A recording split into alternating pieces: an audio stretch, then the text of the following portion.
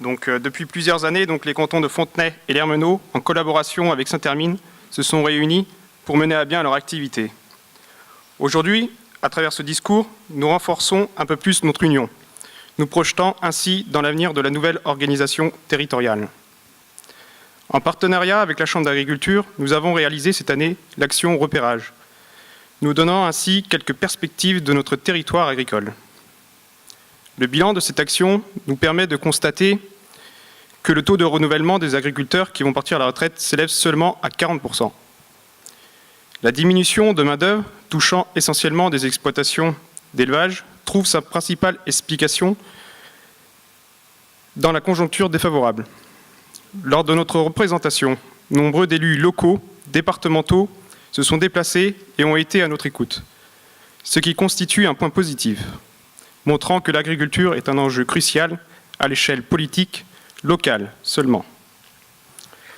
Mais qu'en est-il des politiques de haut lieu? Ont-ils la volonté de garder une place pour l'agriculture en France? Que mangeront-ils demain? Des produits d'importation? À en croire la persistance des prix, nous ne serons bientôt plus là. Ah, ces prix, parlons-en. 5,50 € le kilo la cuisse de bœuf. Nous nous sommes permis de faire une petite visite chez un certain E. Leclerc, qui n'avait apparemment jamais entendu parler du dispositif cœur de gamme.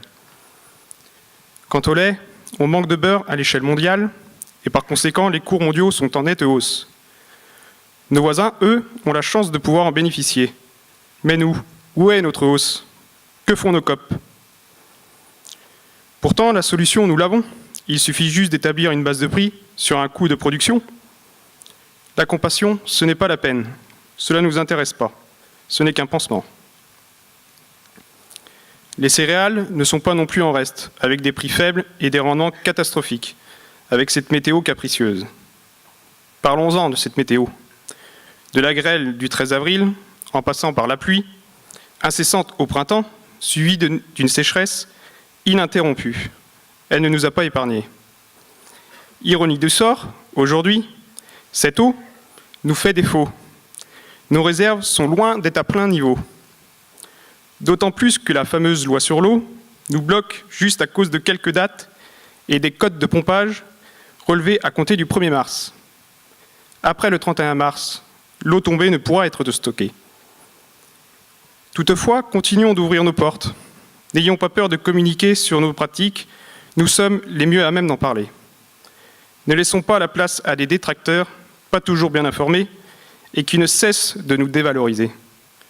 Tirons aussi profit du petit écran pour montrer notre savoir-faire. Heureusement, en ces temps difficiles, nous pouvons toujours compter sur l'équipe JA pour continuer à partager des moments de convivialité et rester soudés.